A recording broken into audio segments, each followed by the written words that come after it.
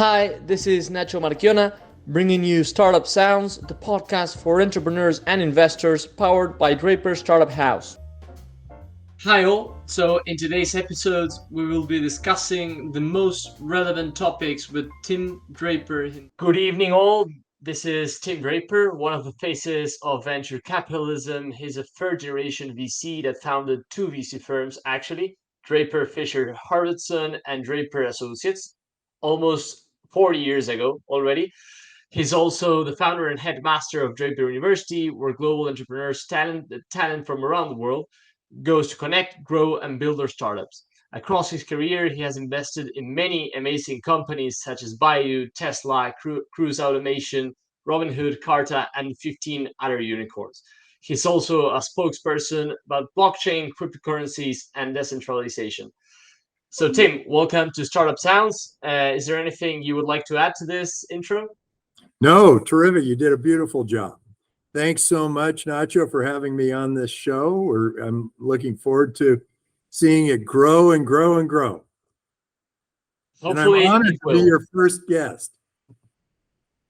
I mean, if we were starting a Draper Sounds podcast, we had to have you first. So happy to have you. Terrific.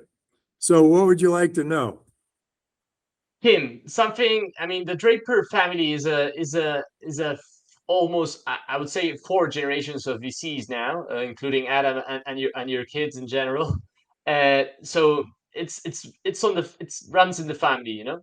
So did you always know growing up that you were going to be an investor? How did that come about? Was there some moment of realization that happened?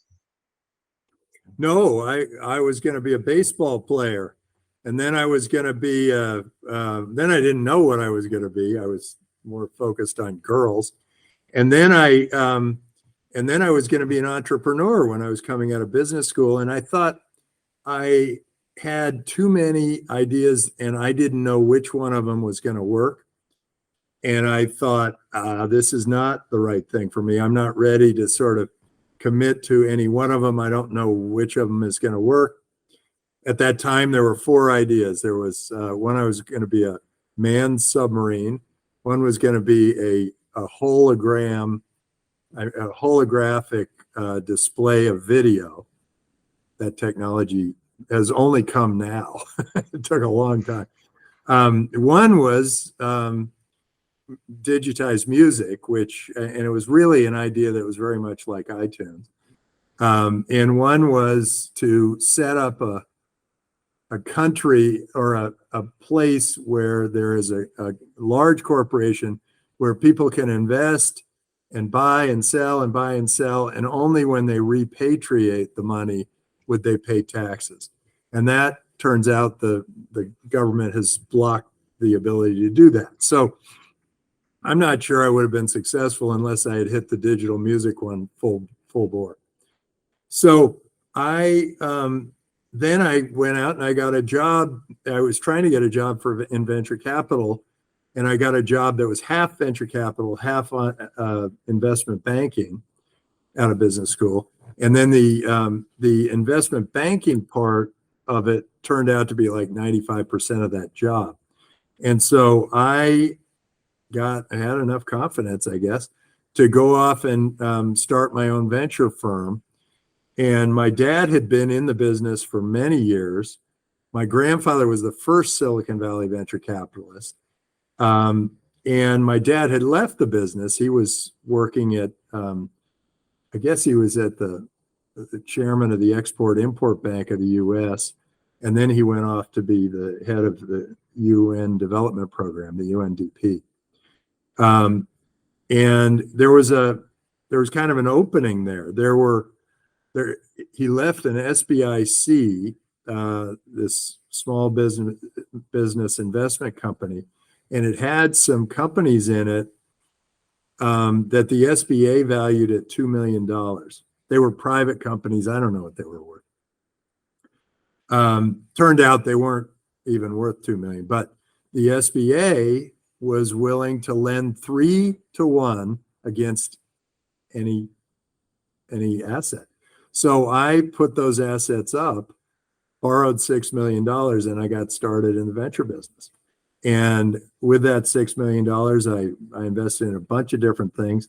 And the SBIC came to get me after about 5 years, and they were about to call my loan. And I had to tell them not to call my loan. I had to convince them that there was a lot of good stuff in there and that they should just let me keep paying the interest. And they did.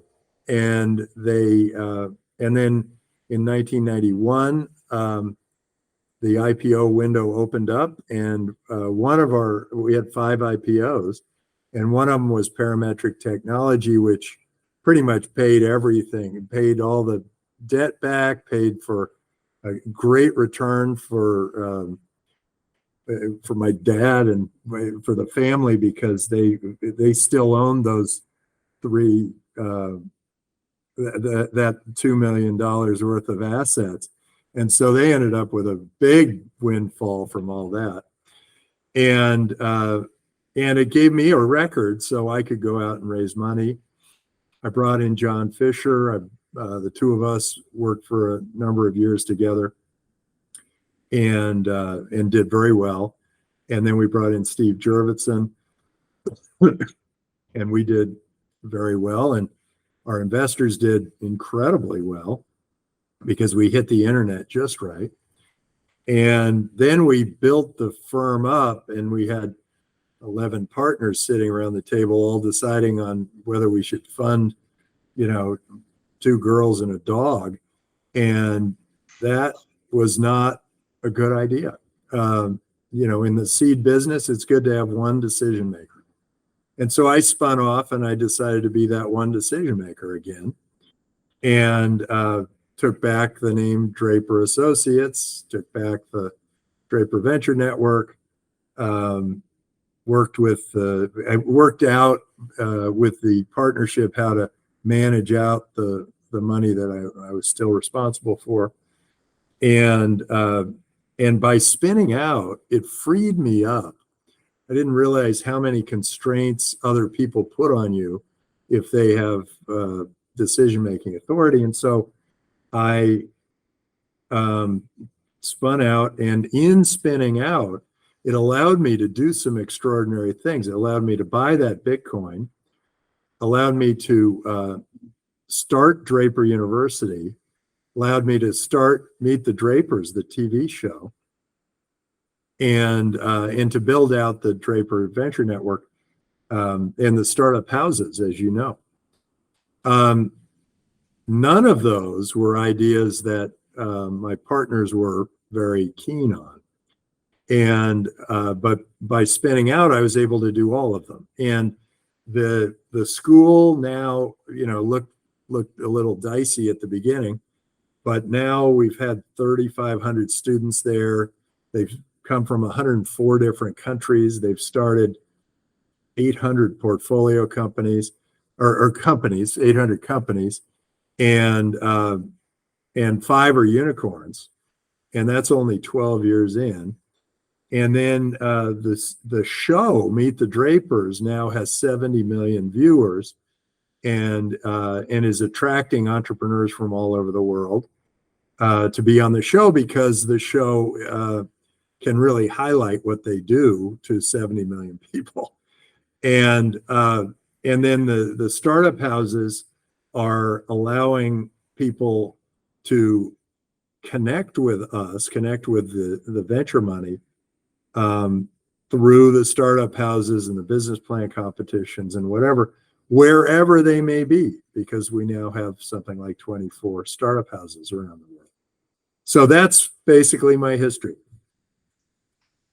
So you ended up kind of like building your own path, your own adventure, and decided to spin off from the typical road of a VC investor.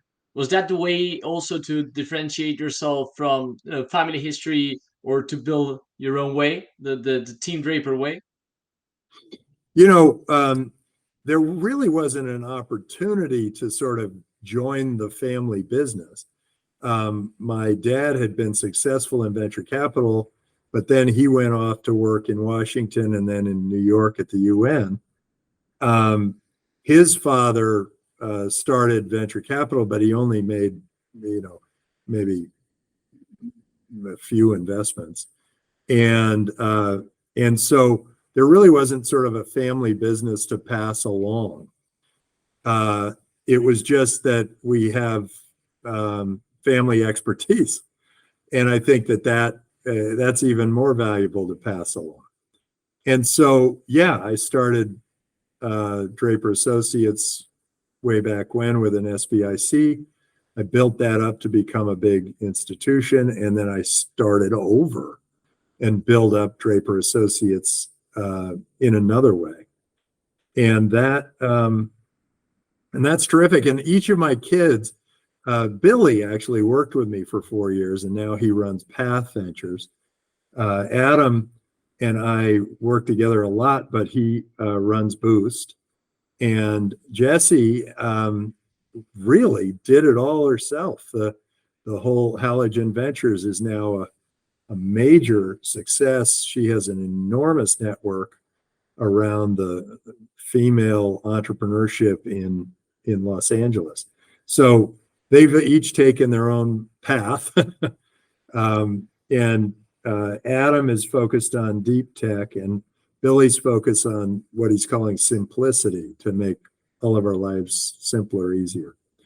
And I'm really thrilled that they're all in the business.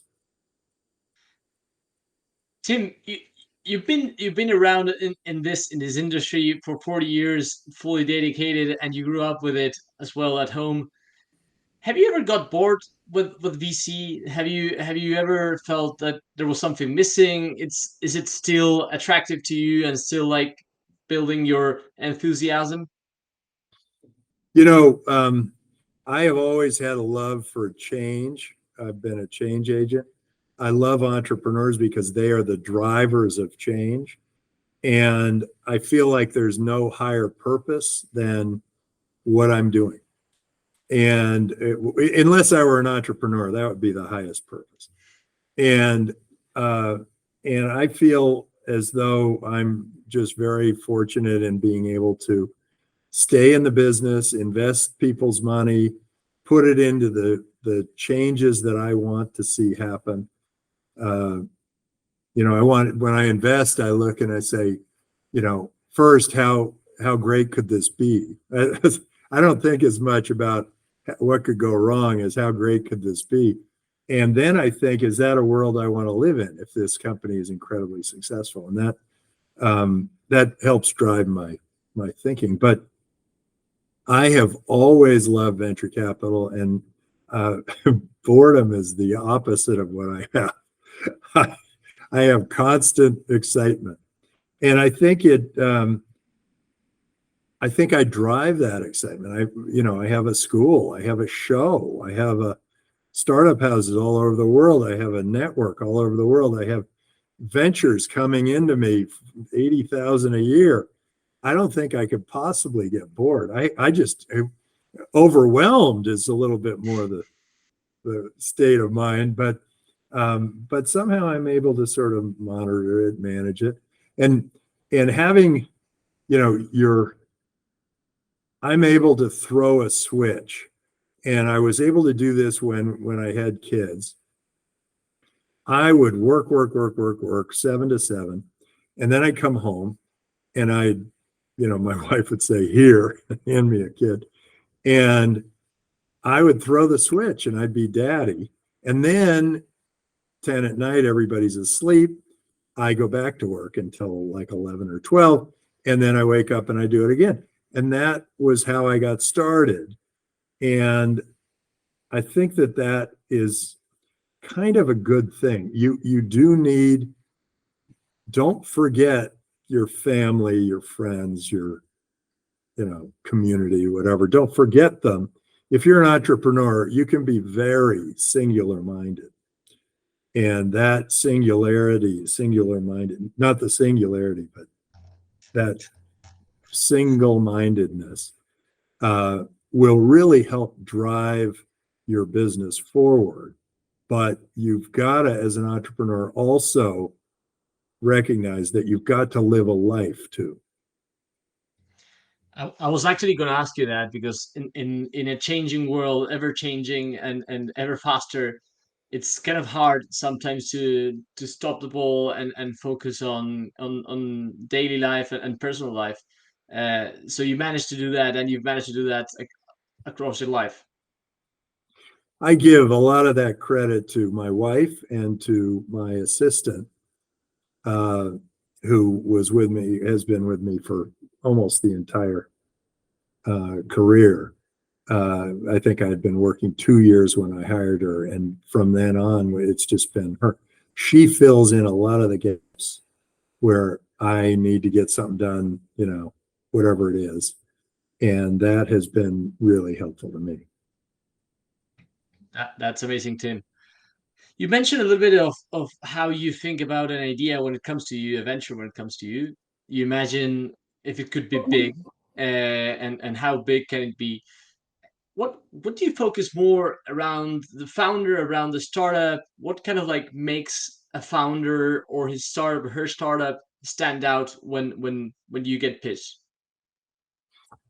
Well, there are a lot of things that can make a founder stand out. Um, and there are some things that kind of mess it up for the founder. I'll start with that. If two founders come into the office and they start talking over each other, they don't have mutual trust and faith. And if you're going to start a business, you've got to have complete faith in the person that you're starting it with. There are some founders that just like overwhelm the other person in the room, and that might work. That can be a positive if the founder has that strong a personality. But the things I'm looking for are, is this founder meant to do this? Is this founder, a founder goes through an arc. First, it's there's a problem. Then it's here's my solution. Then it's how do I make a product or a service around that solution? And then it's how do I make money to make that product or service for that solution? And then it's how do I distribute this around the world? Well, the founder has to go through that thinking. So they go through that arc. And in doing so, they have they kind of have a reason to be. And usually it has come from something like, their boss wasn't doing it right, or there's something deep in their soul that says, hey, this isn't right, or there's a new science that they're really excited about and they think it's going to change an industry and they look at it opportunistically. Any of those things can happen.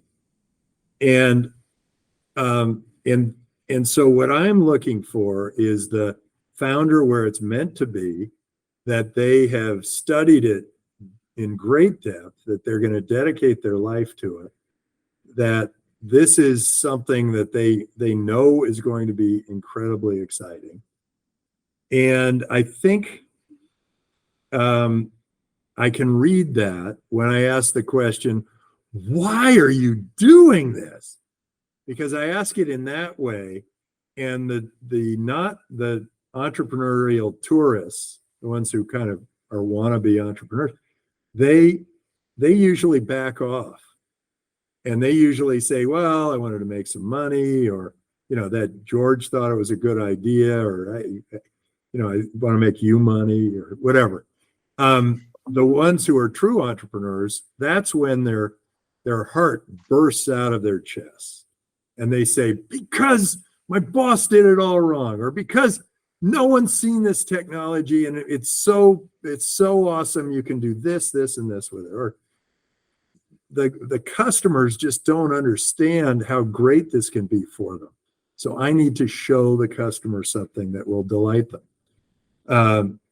I do like it when the entrepreneur says they're going to delight their customer, because that's what 3 of our best entrepreneurs said in the meeting. Can we know who those Yeah, entrepreneurs were? Elon, Robin Lee and Nicholas Zenstrom all used the word delight when they were talking about their customers. Pretty good All the company. listeners, Pretty good to all company. now everyone's gonna say that to you, Tim. I know. I get it. That's okay. Usually they come and they're honest about it. They say, you say we should delight our customers, so I'm going to delight my customer. They don't just sort of say, I'm going to delight my customer. They usually admit that they heard me say it. And so across your life, you've invested in many successful companies, as we mentioned at the beginning, and as you just mentioned, three amazing founders. Is there any investment that has made you particularly proud of making that bet of supporting that entrepreneur and its journey? Yeah. So are you saying what are the ones I'm the most proud of? Yeah, I would say that. Yeah. I think in order, actually in no particular order. When we backed Martin Eberhard at Tesla and then Elon at Tesla, we had no idea that was going to be $1 trillion business. That's a real milestone. To seed $1 trillion business, there are only, I don't know, 3 venture capitalists who have ever done that. So I'd say that's one.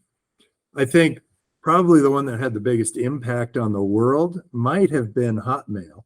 And when we backed Hotmail and I came up with the idea for viral marketing, and it spread to so many people so quickly, fastest growing consumer product in the history of the world, and allowed people from all over the world to communicate with each other for free. I think we probably made the biggest impact on society ever. And then with Skype, it was like, you can see them now and you can talk to them. So I think that those companies probably, and I'd say with Baidu, allowing all the Chinese who are completely in the dark to become educated on the world around them. I think that was a wonderful thing too. So I look and I say, well, yeah, we've had a big impact. And people ask me, well, are you going to retire? I say, no, this is the best thing I can do for the world. This is all I want to do. Because think of what I've been able to do. I just happened to be there, able to write the check that started Tesla and Hotmail and Skype and Baidu. And those are big impacts. So I'm proud of all of it, very happy with it, and happy with all the people that worked with me on all of those things. My partners, my team, my associates, they've all been very instrumental in our success. That's amazing, Tim. So these are good stories of success, and you probably have made some decisions, some investments that didn't go as you expected to, of course. Is there any in particular that you say, I wish this would have worked because you had a lot of confidence in it and somehow it didn't? Oh yeah, many companies went that way. And venture capital is sort of an interesting job because you can fail 9 times out of 10, but if you win 100 times on your money, you can stay in the business. So my biggest failures are failures to act. The ones I'm responsible for are that I didn't think I didn't back Netflix because I didn't think people were going to want to. I didn't think putting DVDs through the U.S. mail was going to be a good idea. But it turns out that was just step 1 on his program, because everybody was going to stream in 2 years. So I didn't know why he was even doing it. Very bright guy. Should have just gone with him because he was so bright. And same thing with LinkedIn. That was another one where I was responsible for us not investing. And it was because I didn't think that the super wealthy people would want to connect with the people who weren't. And what I didn't realize is all these other people are looking for jobs and they can all do. I didn't make the connection, and I was a networking person, but I somehow didn't understand that. That was probably my biggest flaw. And then I got outbid by somebody who I told I was I told somebody I was investing in Facebook, and I was bidding for Facebook. And all of a sudden I had a bidder bidding against me, and I didn't know what happened. And it turned out it was her, and she just bid against me, and they won. So those were my three biggest failures. The two other failures that we have that I can blame some of my partners for were the failure to invest in Google, because somebody said, well, we got better technology here in one of the 6 search engines you've already got us into, Draper. Because there were plenty of search engines before Google. And so they talked me out of that one. And then Yahoo, I got talked out of too. But I did still try to fight my way into Yahoo, and by then it was too late. And yeah, there were others. But then there were plenty of companies where maybe I invested in a science that was too early, or I invested in a company where it just struggled along, but I thought it was going to be a completely transformative. And there were many of those. So the ones that are running through my head don't make particularly good stories. They just happen to be companies that didn't quite make it. Usually it's sort of people not getting along. There are a lot of issues that can happen in a company. Competitor moving, making a move. We backed a company that was doing exactly what YouTube's doing before YouTube, but they just weren't as aggressive as YouTube was. So, that kind of thing happens. You said something about getting early with the technology. Has it happened to you that you invested at one point in one technology, didn't work, waited 5, 10 years, invested again, and it did work? Is that something that's happened to you? Yeah, let's see. Well, it is true. Startups improve with age. So if a startup is alive for 6 months, it's one kind of startup. If it's alive for 2 years, it's another kind of startup. If it's alive for 4 years, something might just happen there. So there is something to that where you can come in early, and then it's really later on where it really matters. And there have been a number of companies where there's an inflection point. There's a point at which you get that customer fit. You get that product customer fit. And that inflection point can come anywhere along the investment path.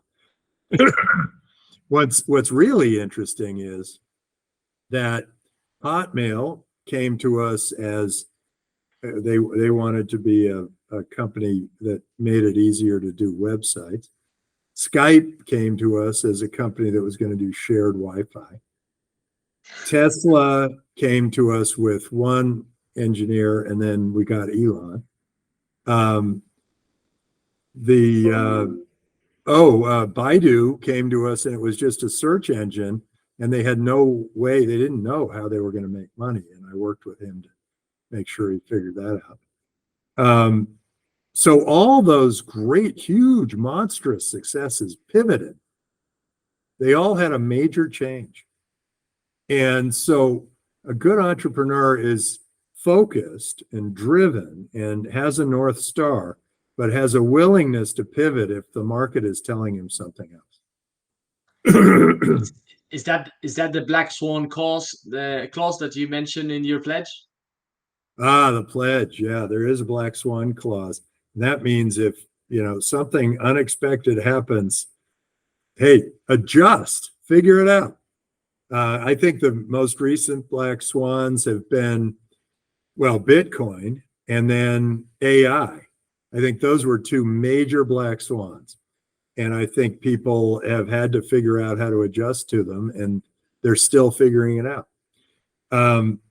And I think there are going to be other black swans that come. And they're smaller swans that come and just sort of slap the entrepreneur with a something. And then there are these fundamental black swans that are, drive some of our investment philosophy. So yeah, it's important to know that those things can happen. You've got to adjust, and that adjustment might make your company.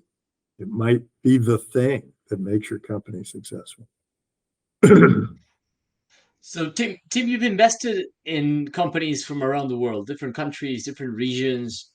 Is there any difference that you find across regions in the type of entrepreneurs, in the way they started companies, and the way they pitch, or even the way they approach business models that you can dive into? Well, the best entrepreneurs from all over the world have some real similarities, and they are true believers. They are dedicated, true believers. The money doesn't matter. If I don't invest, someone will or no one will. They're still going to make it work.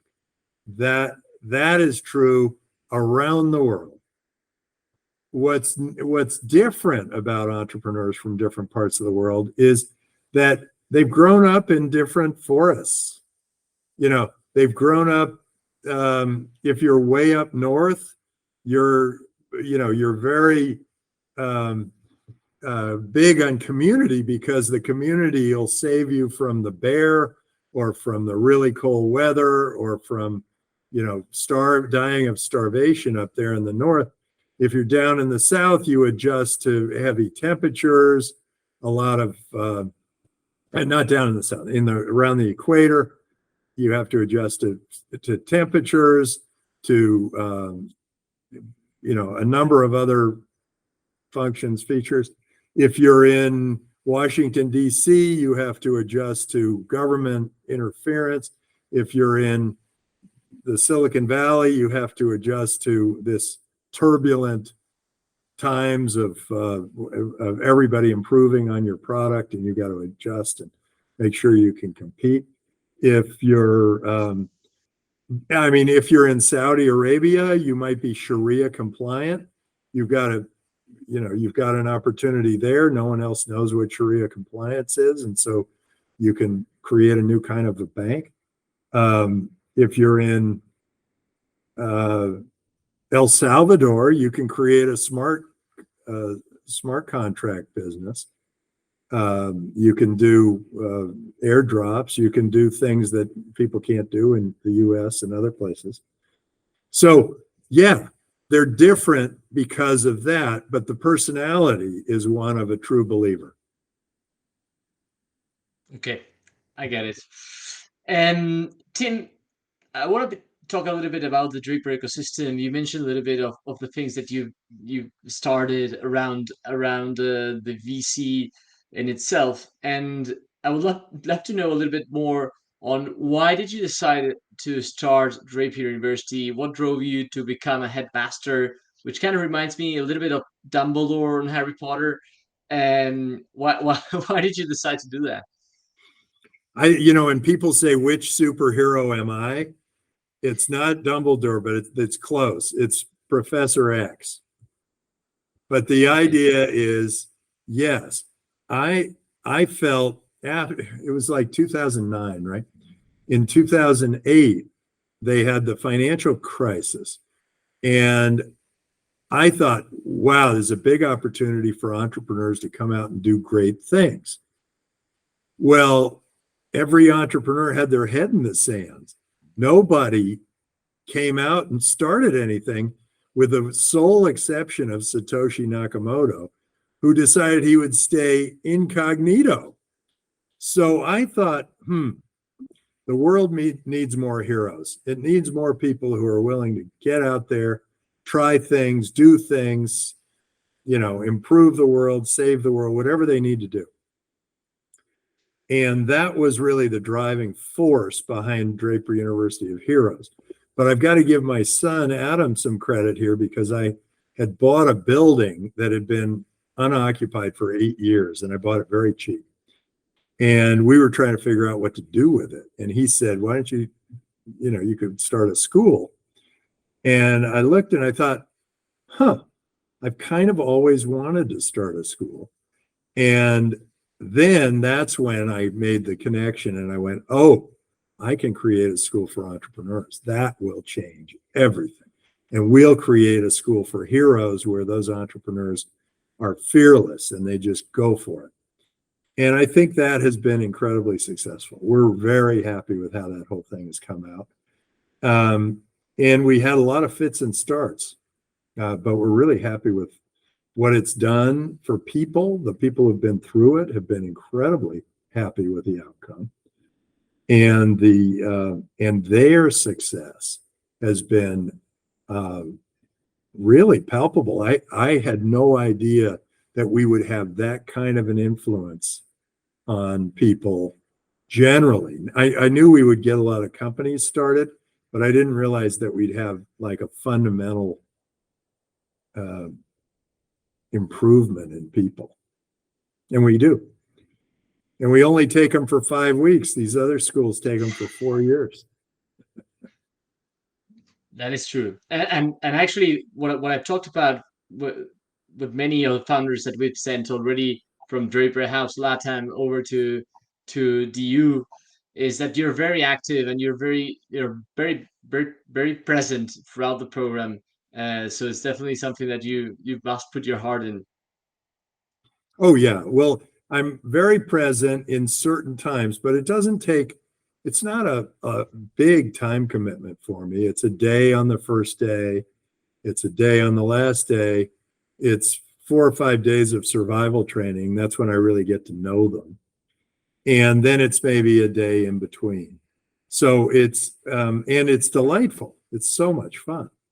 So I really enjoy it. And the school's getting so good that even though I want to keep doing it, they probably are going to find better people to do it.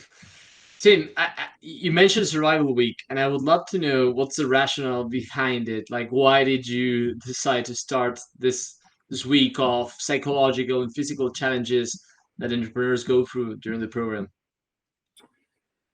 Well, I thought, being an entrepreneur, I guess I could have done it in an easier way by just giving them a blank canvas and saying, go. But this is similar. It's like you have nothing. You are in the middle of nowhere. Figure it out. Entrepreneurs have to do that all the time.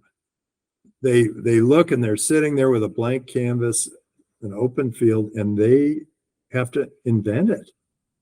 They've got to start something. They got to do something. They got to build something. They got to advise other people to help them build something.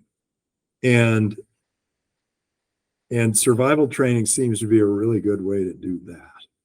Now, there are so many other benefits to survival training. You'll probably have to interview some of our students before you really hear what that did for them. But it's had profound influences on a lot of students. That's great. Then a little bit more on the ecosystem. You decided to back Draper Startup House a couple of years ago.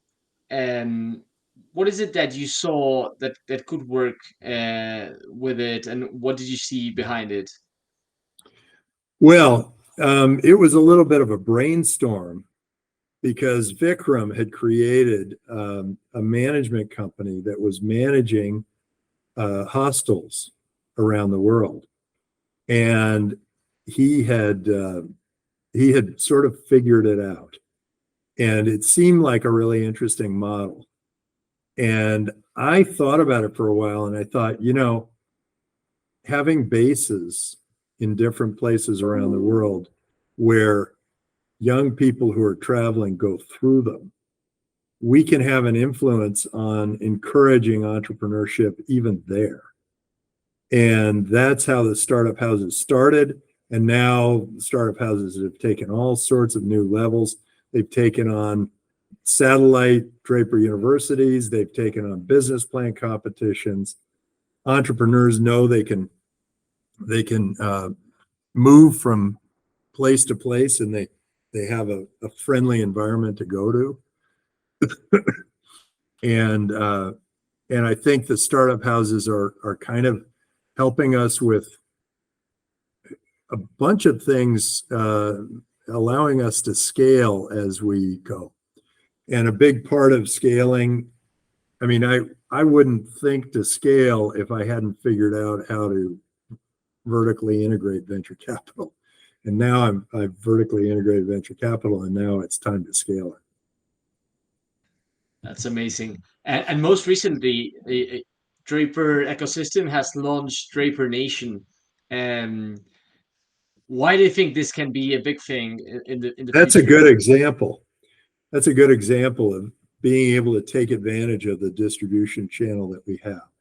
So Draper Nation was also a brainstorm with Vikram and with the guy who runs Jur. And we just said, we should start this. And I have always been talking about how governments, that governance should be a service.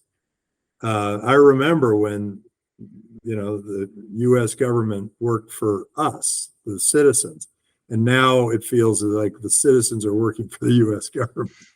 And I realized that a lot of that just means that people need to understand how you can improve governance. And so we've created Draper Nation to be this virtual government that, as people, when we get enough people, we'll be able to start providing really interesting services that governments provide today, but we can do it much cheaper, much better, and in a more decentralized way. So I think, I encourage people to sign up on our wait list or try to become netizens of Draper Nation, because we're going to start having services that really benefit people. And I can give you a few examples. Well, there's no reason that your health insurance and your workman's comp insurance and your Social Security and all the other insurance programs, your pension, should all be completely controlled by a government. That should be a competitive thing. You want the best you can get. And there's no reason we can't provide those insurance programs. In addition, healthcare, the costs of healthcare in the US have gone sky high. And a lot of that's because the regulators and the big pharma have gotten together and created so many laws and rules that it's very difficult to break in. And so there isn't much innovation that happens there. And so if you, and the other thing is that now with AI, you can actually provide, in some ways, a better doctor to diagnose you based on the issues that you have. And that can all be done in AI. So think about that. That very much lowers the cost of providing healthcare. And healthcare is like 20% of the GDP. Doesn't have to be. And people can be even healthier than they are. And I can imagine that there's going to be a tension provided when people have created cures. Some of these cures are going to be for AIDS, for cancer, for whatever. So somebody provides a cure for something the drug companies have had a treatment for. And then there's no need for those drug companies. And they will freak out. And they're very powerful and they got a lot of money. And they're not going to like having a cure for anything. Well, my concept is that the Draper Nation is going to be decentralized. It's not going to have centralized control. It's not going to have the cushy relationship between the lobbyists and big pharma. It's going to have what's the best service, and we're going to be able not to provide it ourselves, but to recommend it. And I think that that's the kind of thing that across the board we can govern in a much more effective way up in the cloud. And of course, Draper Nation will always be a virtual nation. We're not going to try to have land. Land-based governments are something entirely different. People, trying to figure out what the zoning should be for a certain piece of property or who owns title or whatever. That's land-based. But actually, title can be on the blockchain. That can be virtual. So I think a lot of governance can be virtual. And certainly, jury of your peers, that can be virtual. Voting, that can be virtual. There are a lot of things that can be virtual. So yeah, join Draper Nation. We're experimenting. Something cool might happen here. That's amazing. So everyone knows now, join Draper Nation. You can check it out on our social media as well. And Tim, maybe one last question before I let you go. You've been investing, been in the startup world for a long time. Maybe what would you like to say to an entrepreneur that's starting its career, it's starting its new business as a kind of like as a guideline on how to build a great company? Well, I'll tell you, if it is in your heart, nothing I say should change that. You will do it no matter what. And when you do it, you will have a very full life because you will be making all these decisions and you'll be living by them. You'll deal with a number of different people, types of people. You'll have challenges you never imagined. And it will be the most exciting and dynamic thing that you ever do in your life. And it will be a very full life.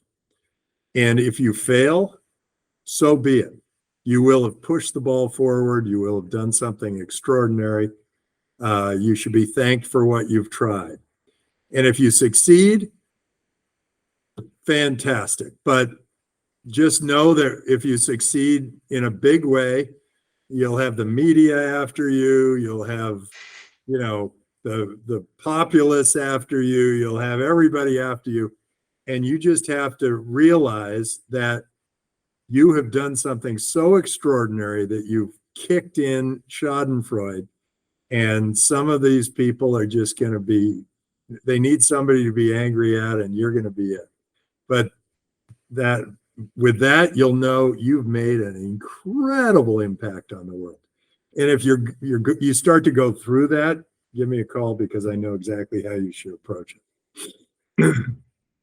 That's amazing, Tim. Thanks for that recommendation, and thanks again for being part of this, for being part of our first program. And hopefully, we'll have a lot of them and make more impact with the Draper brand and around the world. Terrific. So follow me on Twitter, Tim Draper at Twitter. Follow me or watch Meet the Drapers. We're on our 6th season, and its 6th season starts October 15th, I think. And you can see it on Draper TV. It is really great. Great entrepreneurs being interviewed. A lot of really interesting judges that we've adopted into the Draper family. And definitely worth doing. And if you're an entrepreneur and you think that you've got what it takes, apply to Draper University. Good one. Thanks a lot. And see you. Great. Thanks for having me on the show, Nacho. Thanks everyone for tuning in. Remember to subscribe to our podcast on Spotify, YouTube, and all the other available platforms. Also, follow us on Instagram, LinkedIn, and Twitter. And if you want to partner with us, reach out at sponsors@draperstartuphouse.com. See you on our next episode, wishing you the best of growth, and remember to enjoy the ride.